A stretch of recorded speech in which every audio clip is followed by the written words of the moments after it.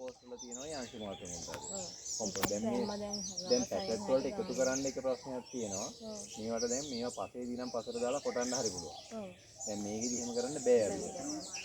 මේ සිද්ධියේදී. එතකොට අපි මේකේ මේ බැරි නිසා මේ ඒක දෙන්න අමාරුයි. අනිත් එක තමයි මේ පැකට් වල දැන් මුල් පද්ධතිය තේරම සීමා සහිත වෙලානේ තියෙන්නේ. කියලා මුල් ඇස්සේ වාත අවකාශය අපි වතුර දාන්න වෙන්නේ වාත අවකාශය ටික පිරෙනවා. ෆිල්ට් එකෙන්. එතකොට මේ පෝෂක ගහට කොච්චර සමාලාර තිබ්බත් ගන්නත් අමාරුයි. මෙයා බුරු කරන්නත් බෑනේ. ඒක නිසා තමයි අපි මේ කොළ වලින් 102ක් විතර තමයි ගහට පෝෂක ගන්න. අපි ස්ප්‍රේ කරනවානේ. ස්ප්‍රේ වලින් ගන්නේ මුලෙන් ගන්නවා 70ක් 80ක්. හැබැයි මේ වයින් ගන්න 2ක් විතර. හැබැයි අපි ඒත් දෙනවා මොකද මෙයාගේ ඌනතාවය වෙන වළක්වන්න ක්‍රමයක් නැහැ. ඒ නිසා උඩට ස්ප්‍රේ කරනවා. කාබනික ද්‍රව්‍ය ඔයාලා ඔය දානේවා දාන කාබනික ද්‍රව්‍ය හොඳට දිරලා තිබ්බේ නැත්නම් ගස් කහ වෙනවා.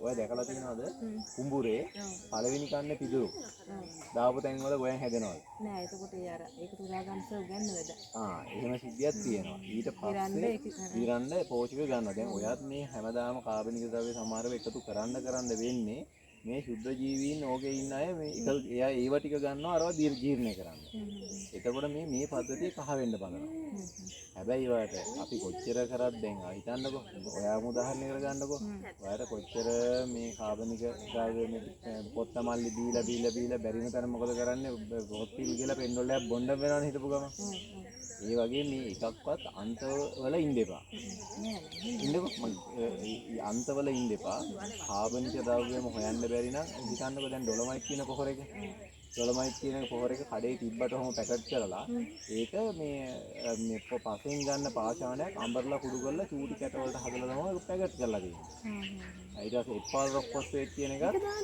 ඉන්නකෝ මම ඒවා තියෙනවා. ඊට සිංක් කියන එකත් ඔය සිංක් බෝරෝන් කියන දේවල් ඔය සමහර මේවා මේ සංශ්ලේෂණය කරපුවා නෙමෙයි. ඒවත් එහෙම තියෙනවා. බෝරෝන් ඊට පස්සේ තව මොනවද අපි කියන්නේ තව හොම පොහොර වර්ග ඔය එනේවා ගොඩක් ඒවා එහෙම තියෙනවා රසායනික සංශ්ලේෂණය කරපුවත් තියෙනවා ඔය යූරියා ඒවා රසායනිකව තව වෙන එකක මිශ්‍ර වෙන්නේ. ඉතින් අපි බලන්න ඕනේ මේ වගේ අවස්ථාව අනුකූලව මේවට මොන හරි දෙයක් දෙන්න පුළුවන් නම් අපි ඒක දෙන්න. ගහ දන්නේ නැහැ ඕක කාබනිකද රසායනිකද කියලා. එයාට අවශ්‍ය මූල ද්‍රව්‍ය හම්බ වෙනවා නම් එයා මේකේ ප්‍රතිචාර දක්වනවා. ඒ නිසා මේ වගේ වෙලාවක පුළුවන් නම් ඇල්බර්ට් පොහොර එකක් හරි මොන හරි එකක් ස්ප්‍රේ කරලා ඊට පස්සේ යන්න අර විදිහට. ඒක ගැහුවා කියලා මේ හරියට කොහොමද ගහට හානියක් වෙන්නේ නැහැ මේ ගෙඩිවල කරලේ අපිට එහෙම ලොකු හානියක් නැහැ. හානි තියනවා නම් අපි පෙන්නවල බොන්නේ නැහනේ. මෙච්චර අපි රසායනිකව ජීවත් වෙන්නේ. ඒ අවශ්‍යතාවක්ම ලුණු දන්නවනේ. ලුණු ඕනවට වඩා වැඩි වුණොත් මිනිස්සු මැරෙනවා. ප්‍රෙෂර් නෙවෙයි ශනිකව මැරෙන්න පුළුවන් ලුණු වල. ලුණු වල LD අගේ කියලා තියෙනවා. ඒ LD අගේ කියලා ඕනම දෙයකට තියෙනවා කිමිකල් වලට LD අගේ කියලා එකක්. ඒ LD අගේ කියන එක ලුණු වල වැඩි සමහර අපේ ගහන පලිබෝධනාශක වලට වඩා. මිනිස්සෙක් මැරෙන්න පුළුවන් තියෙන හැකියාව වැඩි. හැබැයි අපි ලුණු කනවනේ. අයඩින් මික්ස් කරලා ලුණු කනවා.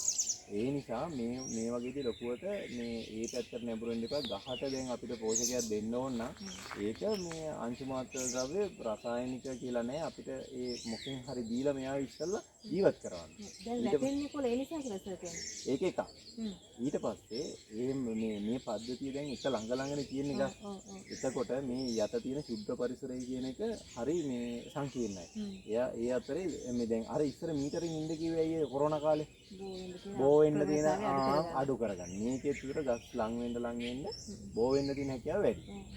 ඒ නිසා අපි මේ වෙලාවට මේකට මේ විවිධ දේවල් පාවිච්චි කරනවා. එකක් තමයි දැන් මේ දුර වෙනස් කරන්න බෑනේ අපිට.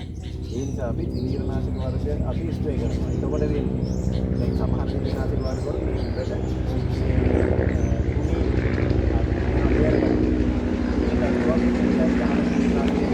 මේ උඩට උරා ගන්නවා.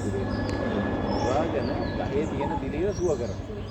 ඒකට කියනවා සුව කිරීමේ ගුණය කියලා. අරකට කියනවා ආරක්ෂිත ගුණය කියලා. ওই දෙකම එකට තියෙන දිලිරනාශකයක් තියෙනවා.